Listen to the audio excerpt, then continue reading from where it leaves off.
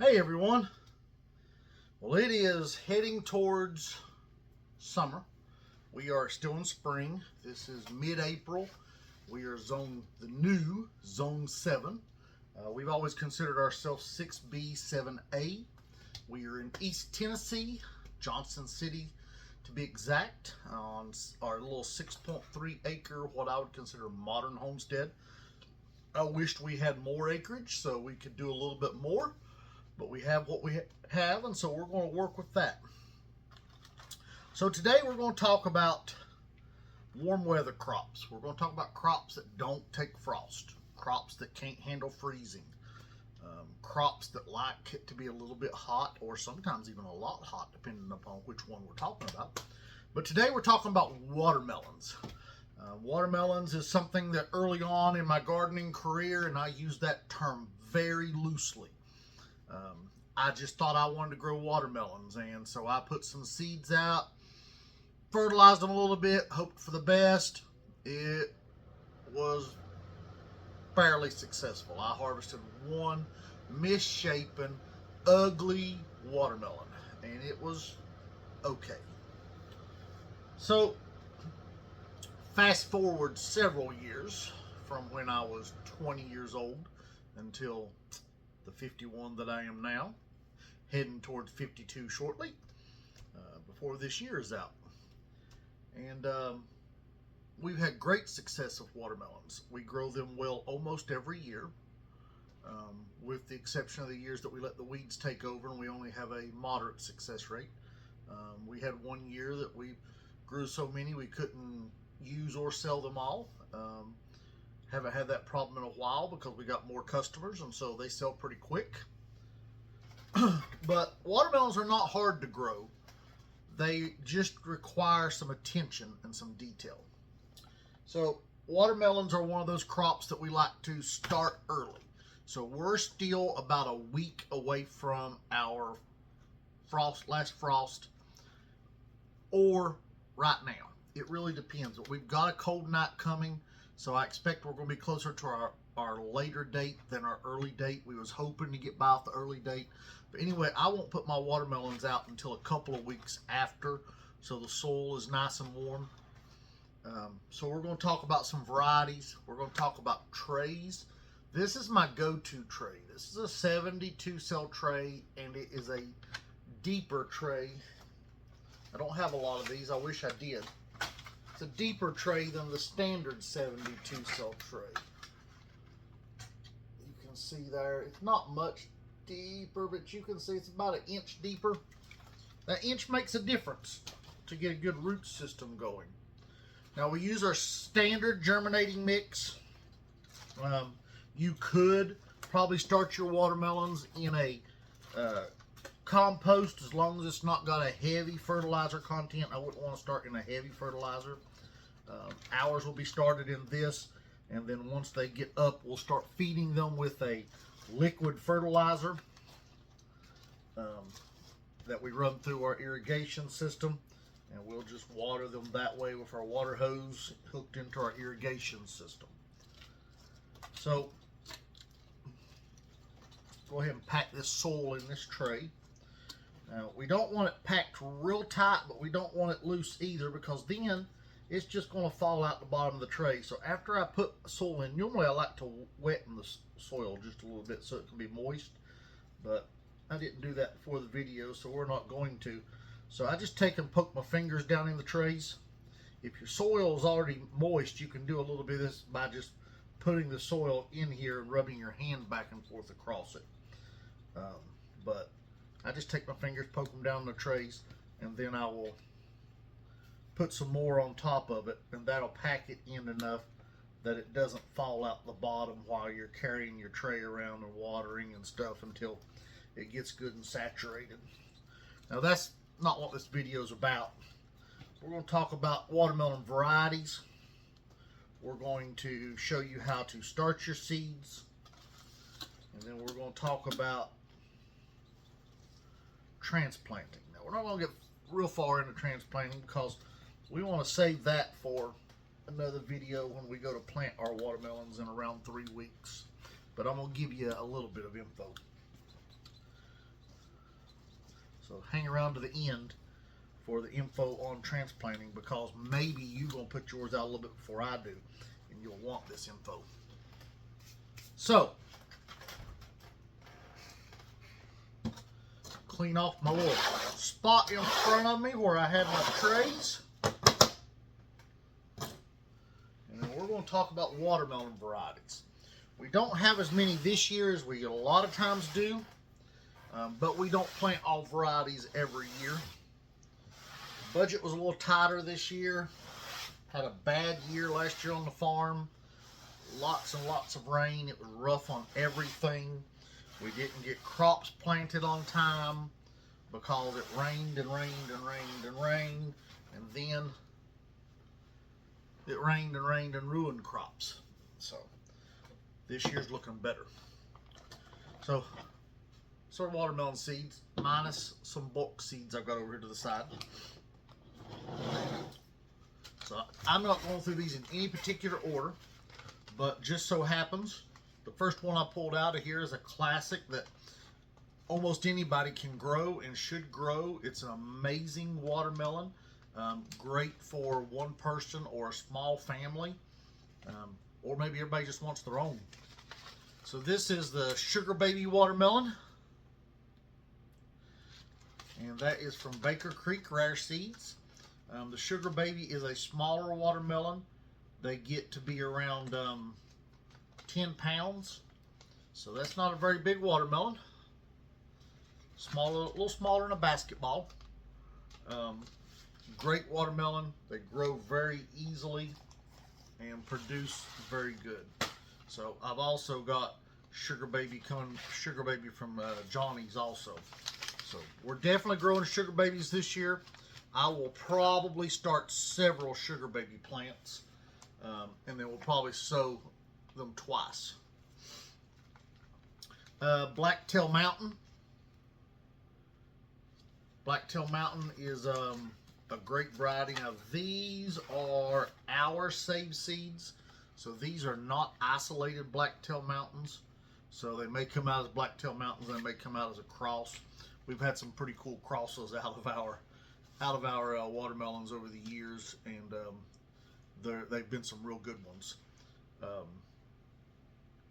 We've not tried to work with too many of those crosses and keep them going, but it is something that you can do. Now, a cross, all that is a hybrid. What we've got in our accidental crosses is just an accidental hybrid. It's where two varieties cross-pollinated because of bees. It's nothing wrong with that. Don't confuse hybrid with GMO. Hybrid has nothing to do with GMO. Most of the stuff that you eat was at one time a hybrid. It was where two different ones crossed and came out with something cool that people loved, and so it was stabilized over the years and is considered an heirloom or a modern heirloom. So Blacktail Mountain is a great one.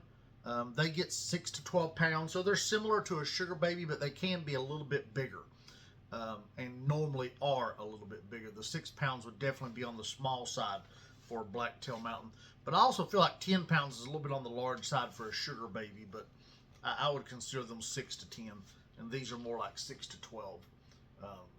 They're juicy. Both of them are red fleshed varieties, by the way. I didn't think about that. The Blacktail Mountain is from the 1970s, so pretty cool. We'll grow Blacktail Mountain.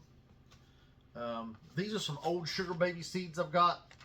Probably not even going to try to keep these, because last time I grew them, they didn't do very well. They just never got thrown out. I bought a bunch, and we've used on them and used on them and used on them, and that's what's left, and they didn't do well. Okay, here is a favorite of ours. These, along with the Sugar Babies, will grow plants and sell plants to our customers. This is Alibaba. Alibaba is absolutely one of my favorite watermelons. I tend to lean towards the long watermelons. I don't know if it's a visual thing. I don't know if it's... You're thinking that the size of the watermelon makes the difference, if size matters on that. I'm not sure, but I really like the Alibaba, and there's some other ones I'll show you as we go through that I'm really fond of. But Alibaba tastes great. It's an amazing growing watermelon. these can get 30 pounds. So if you want a nice big watermelon for a family get together or several, put you some Alibabas in the ground. You won't be disappointed with the flavor of this watermelon. We love it. We love it. So I'm going to start doing some piles here. Alibaba goes in the pile that I'm going to plant more of. And then the black, along with the sugar babies, the Blacktail Mountains will go in the pile that we're going to do a little bit less of. I love them, but we can't do a lot of everything. Blacktail Mountain is not isolated, so I don't know what I'm going to come out with, but I'll still probably plant 6 plants of this. But where these other ones, I'm probably going to do 8 to 12 of each. Clay County Yellow Meat. I can't tell you, I can't remember, we ain't grown these in a few years, and I can't tell you what it tasted like. I can tell you that these watermelons have hit 50 pounds before. They're considered the sweetest, best tasting yellow-fleshed watermelon. I would argue, because some people eat yellow and orange in the same category, I got one coming up that is orange. That is definitely, I love it. But this may be, as far as yellow, it may be the best. And it's named from Clay County. So, Clay County Yellow Meat. So, the Clay County, I don't have a lot of seeds. So, I'm probably going to put that in the smaller planting category. Okay, here's one of our favorites. This is absolutely one of our favorite watermelons. For its uniqueness, for its ability to handle being thrown around. It's got a nice thick rind to it, so it's durable. So you can carry it back and forth to market. You can set it under your shade tree. Unless you got deer and raccoons, then it may not last. But scaly bark. I know it's not the greatest picture. It's an old package. We've had these packaged since 2017.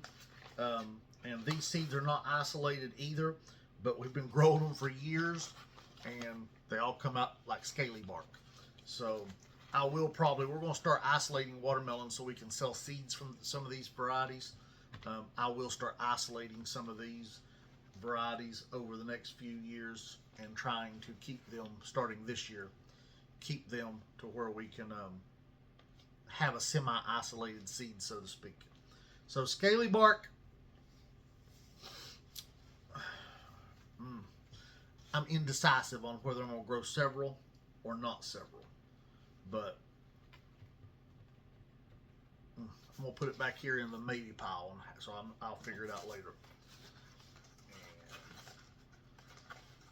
If you ever bought seeds off of us, this is what our seed packets look like.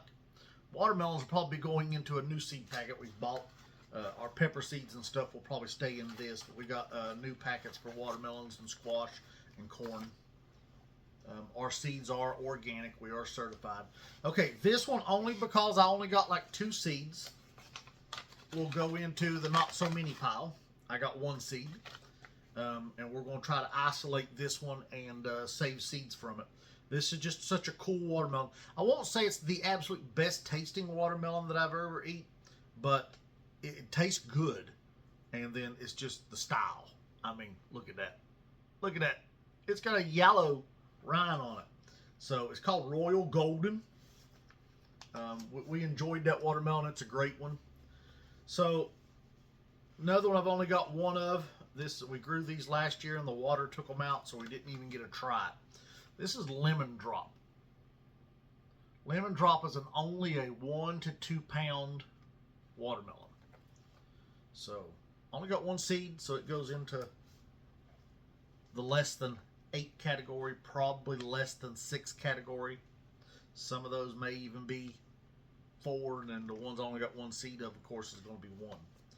Okay, so Benny Kadima, I think? Benny Kadima. So this is a 2 to 3 pound. It's what they consider a pocket sized. It's a Japanese variety.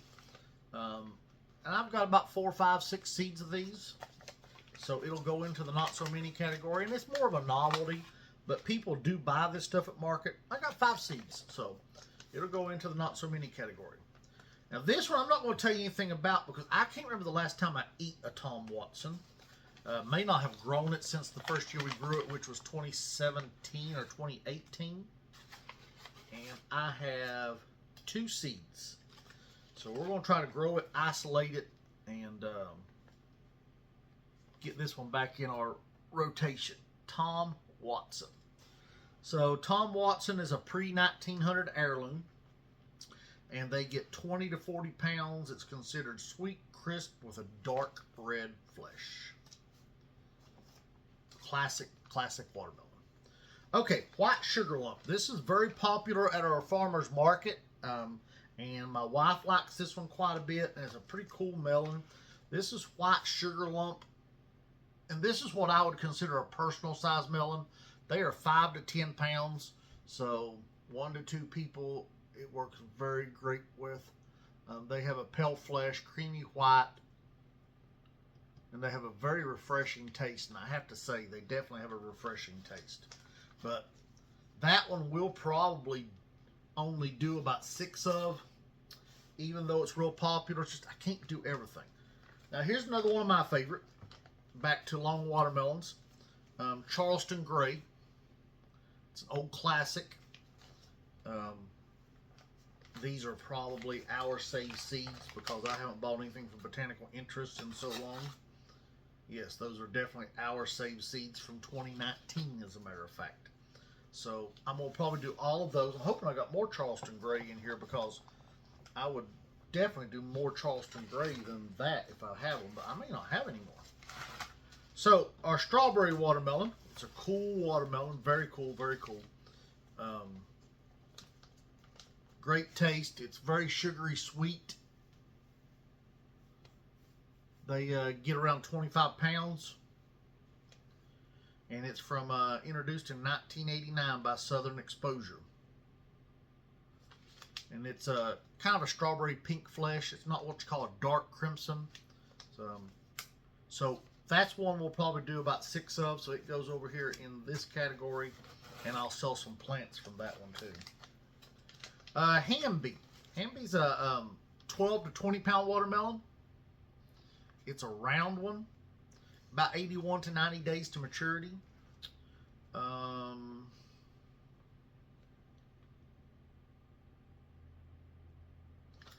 Hamby's got some nice little stripes. I don't know if you can see that. They got some stripes on the rind. And it's a good tasting watermelon. So we'll do probably about a half a dozen of those. Okay, all-time popular. I mean, this is a very popular watermelon. People have loved it for years.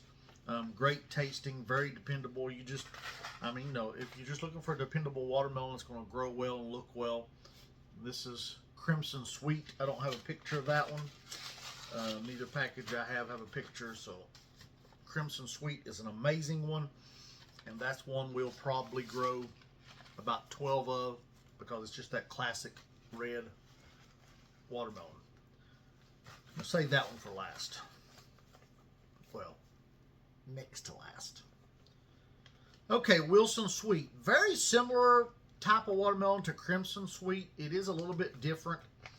These get about 20 pounds, but I would categorize these two as similar type watermelons, even though size is different and stuff like that. It's just, you put them in that same category. So I only got a few seeds of Wilson Sweet. I may not even grow that this year since I'm growing Crimson Sweet. Alright, Moon and Stars Yellow Flesh. Now, when it comes to Moon and Stars, there's several strains. This is a yellow strain of Moon and Stars. And Moon and Stars means, now don't pay no attention to the picture. The picture shows a red watermelon, but you can see the moon and stars on the rind of the red watermelon. I hope the yellow there on the green rind. That's why it's called Moon and Stars. That's what it gets. Those on the rind of the watermelon. So this is a yellow fleshed variety. So we'll probably grow about 12 of those. It's always really nice to have several colored watermelons. And then we have Early Moonbeam, which is a 5 to 8 pound, what they consider icebox melon. And it is yellow, of course, you see there in the picture. And these are on fairly small vines. So if you've got a limited space, this is a good one to grow. Now we'll probably grow several of these. I may even have something fun coming up on these I'll talk to you about in another video. I'm still thinking. Don't know yet. Okay, Golden Midget. We have not grown these before, I do not think, so this will be a new one, and I don't know a whole lot about it. And there's no information on the packet, so golden, it's going to probably have a golden rind on it. All right. This is always probably one of, if not the best tasting watermelon we pull out of the garden. It is crisp, it is juicy, it is flavorful. And unfortunately, Baker Creek went a different direction on this than this. When they originally brought this watermelon out, they introduced it this way. And we've had this packet of seeds since 2017, and the first packet we may have even got a year before this. I don't remember exactly when it came out. So 2017. So we've been saving seeds. All of ours are this strain. They selected for, rightfully, I understand what they did. They selected for a trait in the watermelon and have pushed their line that direction, which is great. Probably what they needed to do. But we fell in love with this direction way before they started going the other direction. They don't do this no more. I'm down to about 12 seeds. So it's got to be isolated this year. And I've got to have more. But this is the ancient watermelon. Now, if you know the way it is on Baker Creek now, they have selected for watermelons that's got kind of handles on them, which is kind of the way they used to grow them. But oh my goodness, this is such a good watermelon. There's a nice story behind these, where the seeds came from. You can look all that up online, and it's amazing. But these are around 12 pounds. I've had some quite a bit larger than that, but they average probably 12. But I've had some 18 pounders too. But they are such a great watermelon. We cracked one open at market 2 years ago and shared with all the vendors, and everybody fell in love with this watermelon and said it was the best they ever had. And I have to agree, it is just amazing. So that one, we're going to grow what I've got of it. Now, last but definitely not least, this is probably one of our favorite non-traditional. And I don't have new seeds for this year, I don't think. But that's okay. We've got these. So this is... Oh, nope. Wrong package. This is Orange Glow. Orange Glow usually don't get quite as big. They usually are somewhere between 20 and 30 pounds. These are seeds we save from a 35-pounder. And we're hoping to expand on that. We're hoping to continue isolating and getting up to a strain that's around 40 pounds. So that's our goal. We're working toward it. But Orange Glow is an amazing tasting watermelon. It is absolutely brilliant orange flesh, and it is so appealing and so wonderful. But, alright, so I've got these semi-separated here. So I'm going to use my Wilson Sweet as my divider. And I'm going to stick these back in to my tray so I can clean the mess up, so I can show you all the ever so complicated, not really, the ever so complicated way of starting your watermelon seeds. Now, key is, and you can go for a bigger container than this if you want to. It'll just let your watermelons grow out a little bit longer. You can let them grow out a little bit longer. But I don't like to let my watermelons get real big anyway. So I'm kind of fond of this size tray. It works out very well. So I like to be able to see my grid, so I don't want so much soil on top that I can't see what I'm working with. So this way I can see. This is a 72 cell tray. I don't think I told you all that yet. So I'm going to start for our scaly bark. So these are some of our saved seeds, and we've had great germination out of this stuff. It's been excellent. Now I like to put 2 seeds per hole, and it does mean you got to get them out of these containers quicker, but it does work. And it also lets you be confident that you're probably going to have germination in every cell. I do not thin.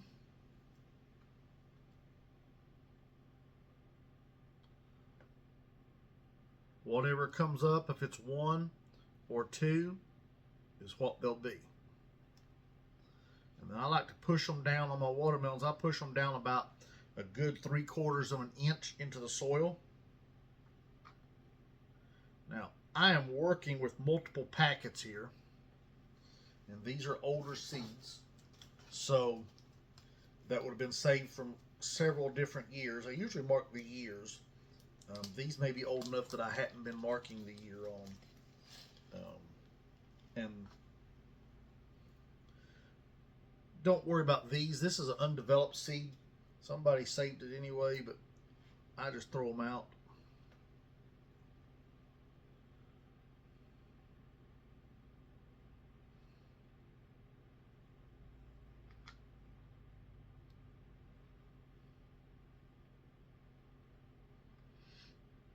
So when we get these plants up and they got a decent size, I will start lightly fertilizing with a diluted fertilizer solution that we do when we water our greenhouses.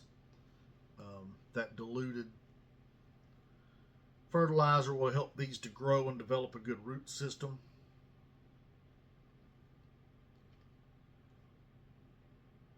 So there we have 18 cells, so 36 plants of our scaly bark. So that gives me confidence that I'm going to have what I want. Any extra I can sell, I can give away to friends and family. I can do whatever I need to do, and we'll be in business. So now the next thing is to know what you got. So we simply do that with masking tape on seed trays, and I just take a industrial Sharpie marker and I'll write on it scaly bark. This marker is about to have the lick, I'm afraid, or it's got something on it, one. And then I'll put ADCF because that is our seeds. So they're not purchased seeds, it's ours. That's important for our organic certification because I got to back up where all my seeds come from. And since those are ours, they're automatically organic because we're growing on an organic farm, doing everything organic. So, all right. So let's stop talking about that. Let's talk about, oh yeah, got to keep you something refreshing. This is a creamy root beer, Zevia. Not sponsored. They can sponsor me if they want to, but I drink these simply because I don't do sugar. And they're sweetened with stevia. We grow stevia, and we sell stevia plants, as a matter of fact. So when you go to plant your watermelon, you got a couple of options. You can plant on mounds, little small hills, and if you do that, you'll want to put around, I say small, pretty good little size hills. You'll want to put about 3 watermelon plants, kind of a triangle on that. Sometimes you can do 4, especially if it's a smaller variety, like I showed you some of the ones that have compact vines. 4 would work easily on that. And I actually, if I plant on a hill, but I normally don't, and I'll explain to you why. If I plant on a hill, I usually do 6 plants because I do 3 sets of doubles. It's always worked out fine for me. But and you want to fertilize them good when you put them in the ground. They need good, rich soil, well draining, loose. If it's hard packed clay, they don't do as well. The best watermelon harvest I ever had, we came in when we were first on this farm, and we put in about, I don't know the tonnage, but we put in, I got a 1-ton flatbed truck, and by no means was it full, but we put probably about 3 to 6 yards of compost in. This compost was not done cooking. They said it was, but it was still hot. We put 3 to 6 yards of compost in and about 3 to 6 yards of sand and mixed it in that. I know they say don't put sand in clay, but it worked, and it has worked for years in that spot. And this spot stays a little wetter because it's closer. We got natural spring that feeds a creek that we're beside, and so that spot stays a little bit wetter. But we put all that in it, and we tilled it in and amended it real well, and fertilized, of course, and grew some amazing watermelons that year. We still grow a lot of watermelons, but I think that was the best year we ever grew, but it's because we put a lot into the soil that year. About time for us to do that again on a new watermelon plot. And you say, well, that's a lot to put in just for watermelons. Well, one, watermelons are expensive. You bought them in the grocery store lately? But two, it doesn't just benefit that first crop. That helps all the crops after also, because we broke that clay up.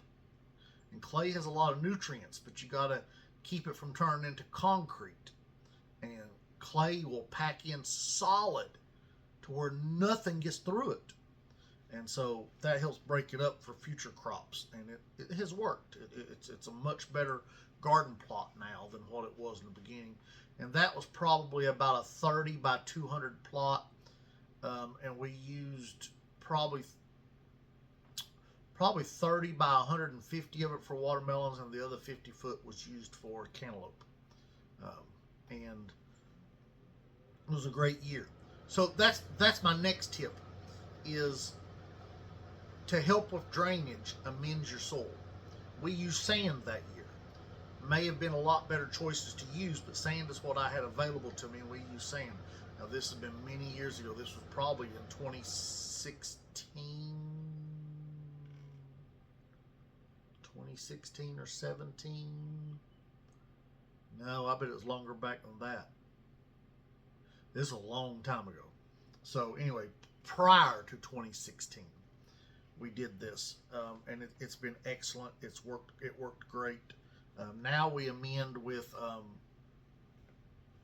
composted organic cow manure and a few other organic products too. That's the primary one we use. We go through, golly gee, it seems like hundreds of pallets a year, but it's not. But we go through probably 600 to 800 bags a year. I wished I had a bulk place that was organic, local to get from. Okay, guys, so let's recap. 72 cell tray. The deeper ones are better. You can even do a 50 cell tray, but the only thing I have in a 50 cell is the real deep ones, which are great if they're going to be in there for a while, but these are not. So they don't get time to develop that root system enough to keep you from disturbing the roots.